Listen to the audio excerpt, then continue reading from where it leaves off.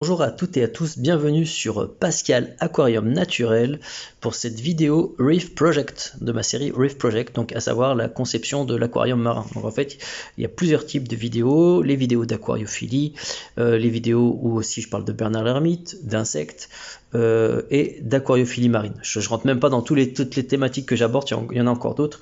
Et en gros, tout ce qui concerne l'aquariophilie marine, je l'ai mis sous l'appellation Reef Project. Donc là, aujourd'hui, donc déjà merci d'être toujours plus nombreux à me suivre dans sur mes différentes aventures. N'hésitez pas à me suivre sur Instagram, j'en parle une fois aussi parce que c'est vrai que j'en parle pas assez. En tout cas voilà, tu auras des choses dessus que je partage pas ailleurs ou pas forcément ailleurs.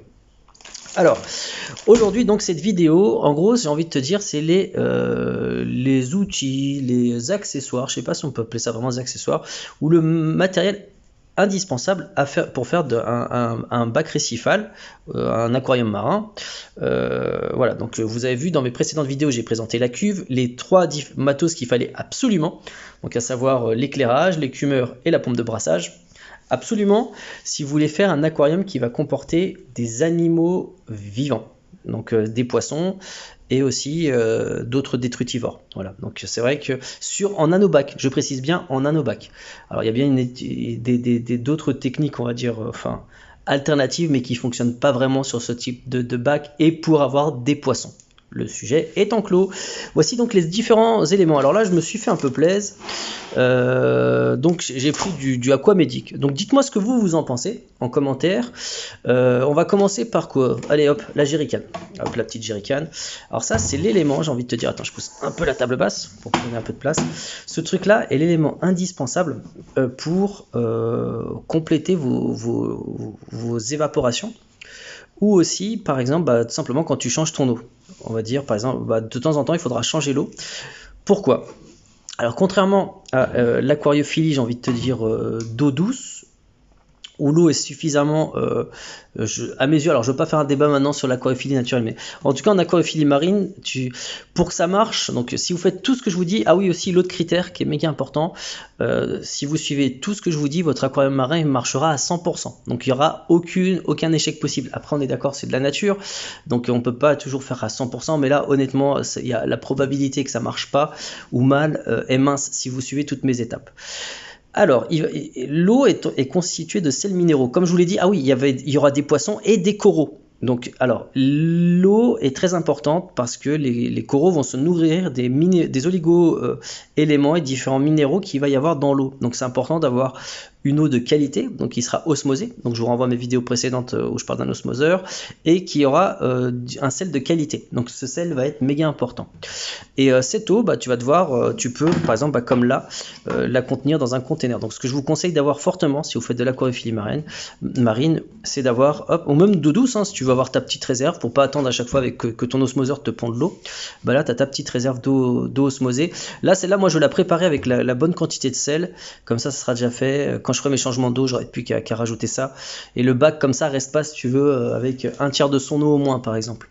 Donc ça, j'en parlerai plus longuement après, mais voilà donc un élément qui est indispensable, je pense, en aquariophilie marine, donc un container d'eau. Alors vous n'êtes pas obligé de prendre du Aquamedic, évidemment, la question n'est pas là. Vidéo évidemment non sponsor, bon, ça sert à rien de le préciser. C'est juste que c'est des tarifs assez intéressants et pour ce type de produit, je trouve que ça le fait. Voilà, donc prenez toujours de la qualité alimentaire pour tout ce qui est aquariophile d'une manière générale, pour tout ce qui est pour vos aquas, pour tout ce qui est pour vos animaux, prenez toujours de la qualité alimentaire. Donc en gros, si tu veux, ça a la même apparence que du plastoc normal, mais c'est un plastique donc qui est de qualité alimentaire, donc qui sera propre pour un usage, donc de mettre de l'eau dedans ou d'autres éléments. Méfie-toi parce que si tu achètes une boîte autre, c'est pas garanti que ce que tu mets dedans après se ressortira indemne d'éléments chimiques ou autres. Donc je rentre pas dans les détails sur la qualité alimentaire, ça tu pourras chercher sur internet. Donc voilà l'élément, donc une petite réserve d'eau. Là pour mon nanobac, ça ira largement. Donc il y a 10 litres, tu vois. Donc 10 litres pour un aquarium qui fera dans les 50 à peu près. Donc ça va, ça fait 1/5 d'eau de dispo.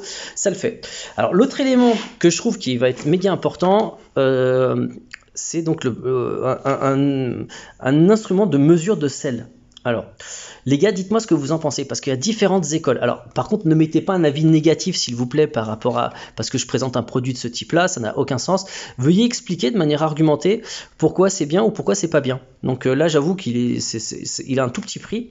Mais c'est vrai qu'il y a des personnes qui le décrient énormément, ce système, pour mesurer la quantité de sel qu'il y a dans l'eau. En fait, en aquariophilie marine, c'est méga important de mesurer la quantité de sel qu'il y a dans l'eau. Donc tu mets pas une quantité de sel au hasard dans ton eau douce, enfin dans ton eau osmosée. Il faut que tu mettes la bonne quantité de sel pour qu'il y ait la bonne teneur. Donc là, les gars, vous dites-moi ce que vous en pensez. Voilà, je vous demande vraiment, c'est parce que moi je suis débutant. Les amis qui m'ont conseillé m'ont dit que j'avais pas fait un très bon choix en prenant ce truc-là. Vous savez que pour faire mon aquarium marin, donc je m'informe beaucoup de manière autonome et tout, mais je suis aussi conseillé. Et on m'a un petit peu déconseillé ce type de mesure de sel. Vous, qu'est-ce que vous en pensez? Déjà, exprimez-vous, s'il vous plaît, que si vous l'utilisez ou l'avez déjà utilisé. Sinon, ça sert à rien, évidemment, on va pas dire... le but, c'est pas de donner son avis s'il n'est pas fondé, quoi. Alors, donc voilà, donc pour mesurer le sel, donc méga important, voilà. Donc comme je vous l'ai dit, il faut que la quantité de sel qui est dans votre eau ait la bonne densité. C'est méga important.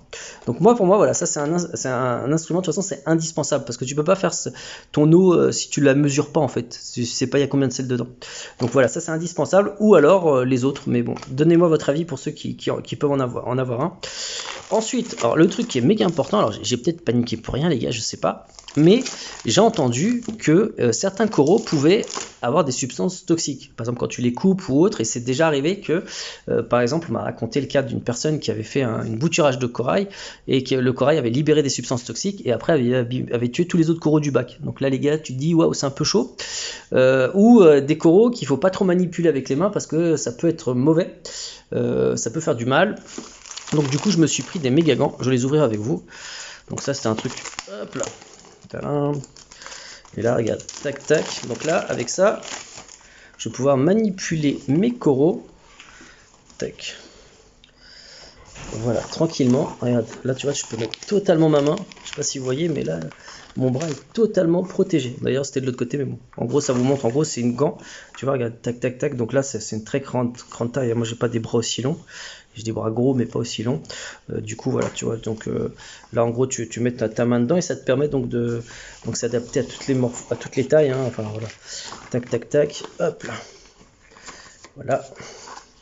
Et là si tu veux, après avec ça, je peux plonger mon bras dans l'eau, donc ça c'est cool parce que du coup je décharge pas d'éléments négatifs dans l'eau. Imagine tu t'es lavé les mains avec du savon ou autre, et de la même manière tous les éléments toxiques des coraux, si t'en as, parce qu'ils sont pas tous, je dis pas tous qui sont radioactifs et qui vont te faire du mal, c'est pas ça l'idée, mais bon c'est un moyen de te protéger pour ceux qui peuvent te faire du mal. Comme je vous avoue que je me suis pas encore finalisé totalement sur le choix des coraux, donc n'hésitez pas vous d'ailleurs à me donner votre avis, quels coraux vous me conseillez de mettre. Hop là, attends je retire le gant, et voilà, et pourquoi, voilà, donc dans un aquarium, donc et à votre avis quel type de poisson je vais mettre.